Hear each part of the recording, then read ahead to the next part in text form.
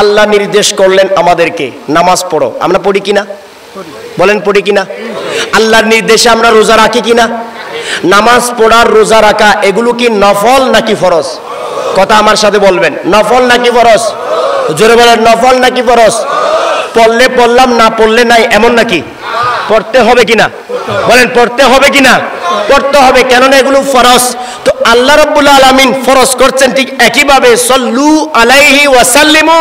খেয়াল করবেন, সল্লু মানে তোমরা সালাত আদায় করো, ওয়া সাল্লিমু মানে তোমরা সালাম পেশ করো আমার নবীর উপর, আমার হাবিবের উপর, আমার বন্ধুর উপর, যেই নবীর উপর আমি আল্লাহ দরুদ পড়ি, যেই নবীর উপর ফেরেশতারা দরুদ পড়ে, যেই নবীর জন্য কুল কায়নাত, সেই নবীর উপর তোমরা সম্মান জানিয়ে সালাতু সালাম আদায় করো।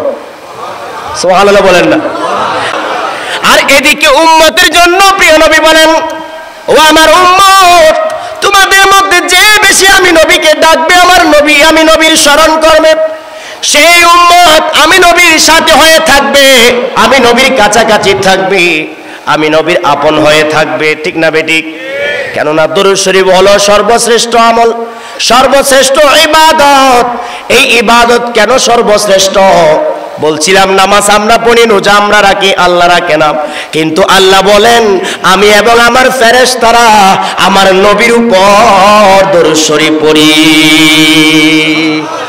কোরআন বলে, কি বলে?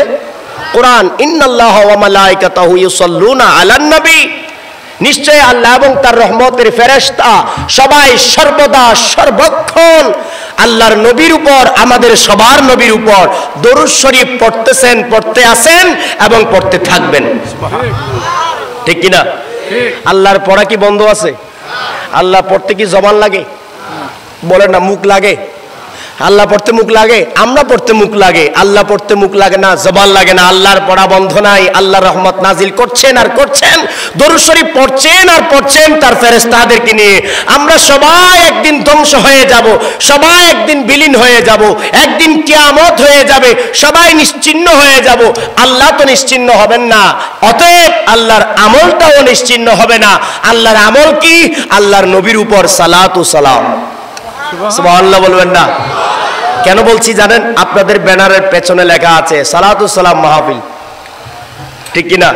বলেন কি মাহফিল লেখা আছে? ওই যে দেখেন সালাতু সালাম মাহফিল। এবার আসেন অংশটা বলছি, সূরা আল আহজাব 56 নম্বর আয়াত, গভীর মনোযোগ। আল্লাহ বলেন আল্লাহ এবং তার রহমতের ফেরেশতারা আল্লাহর নবীর উপর দরুদ শরীফ পড়েন। আমাদেরকে কি বলেন শুনেন, ইয়া আইয়ুহাল্লাযীনা আমানু, ও আমার ঈমানদারগণ। বেঈমানদেরকে বলছে না, মুনাফিকদেরকে বলছে না, ও আমার ঈমানদারগণ, ও হে আমার প্রিয় বান্দাগণ। ইয়া আইয়ুহাল্লাযীনা আমানু সাল্লু আলাইহি ওয়া সাল্লিমু তাসলিমা।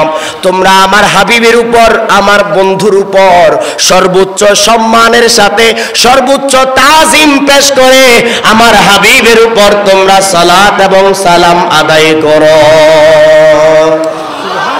কি আদায় করো? সল্লু মানে সালাত, ওয়া সাল্লিমু মানে সালাম। জোরে বলেন, সল্লু মানে, সল্লু মানে, ওয়া সাল্লিমু মানে সালাতু সালাম। এটা কোরআনের শব্দ। সালাতু সালাম কিসের শব্দ? তাহলে আল্লাহর হুকুম, আল্লাহর অর্ডার, আল্লাহর নির্দেশ, রব্বুল আলামিন যেটা নির্দেশ করেন, এটা কি সাধারণ নির্দেশ, সাধারণ কথা, নাকি এটা অর্ডার এবং নির্দেশ মানে এটা আদায় করতেই হবে? ঠিক না বেঠিক? আল্লাহ নির্দেশ করলেন আমাদেরকে নামাজ পড়ো, আমরা পড়ি কিনা? বলেন পড়ি কিনা? আল্লাহর নির্দেশে আমরা রোজা রাখি কিনা? নামাজ পড়ার রোজা রাখা এগুলো কি নফল নাকি ফরজ? কথা আমার সাথে বলবেন, নফল নাকি ফরজ? জোরে বলেন, নফল নাকি ফরজ? পড়লে পড়লাম, না পড়লে নাই, এমন নাকি? পড়তে হবে কিনা? বলেন পড়তে হবে কিনা? পড়তে হবে, কেননা এগুলো ফরজ। তো আল্লাহ রাব্বুল আলামিন ফরজ করছেন ঠিক একইভাবে সল্লু আলাইহি ওয়া সাল্লিমু।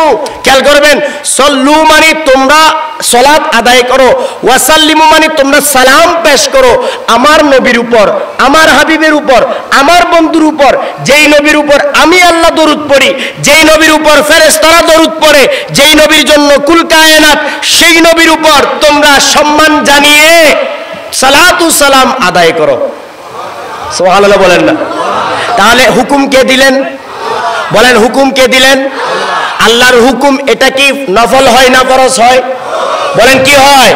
সেজন্য সালাতু সালাম আদায় করা মুমিনের জন্য ঈমানি ফরজ। ঠিক। আর জোরে বলেন না সুবহানাল্লাহ।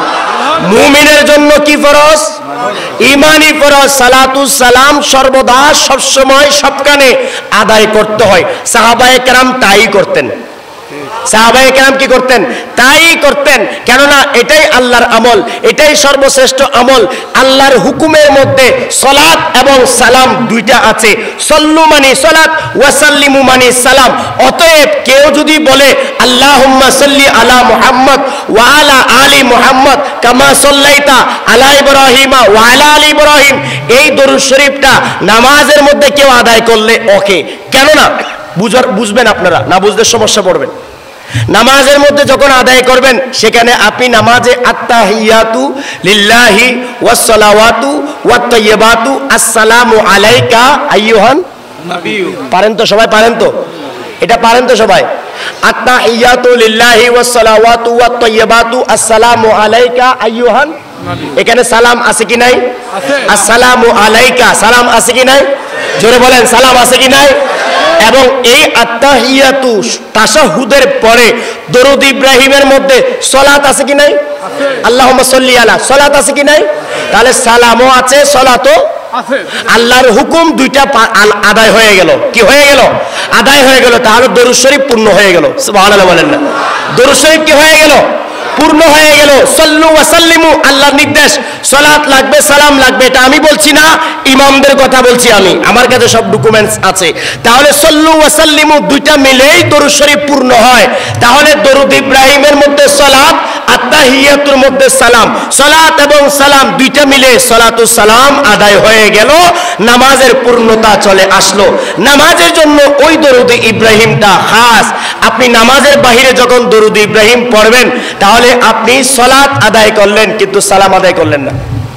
কি আদায় করলেন না? সালাম আদায় করলেন না। তখন আপনাকে নতুন করে হয়তো সালাম আদায় করতে হবে, সালাম দিতে হবে। আর না হয় আপনি কেবল দরুদ ইব্রাহিম পড়ে পরিপূর্ণ দরুদ শরীফ নামাজের বাইরে পড়তে পারবেন না। সেজন্য নামাজের বাইরে দরুদ শরীফ পড়ার জন্য সালাত এবং সালাম লাগবে। সুবহানাল্লাহ বলেন না? সালাত এবং কি লাগবে? সালাম লাগবে, না হলে আল্লাহর হুকুম আদায় হবে না।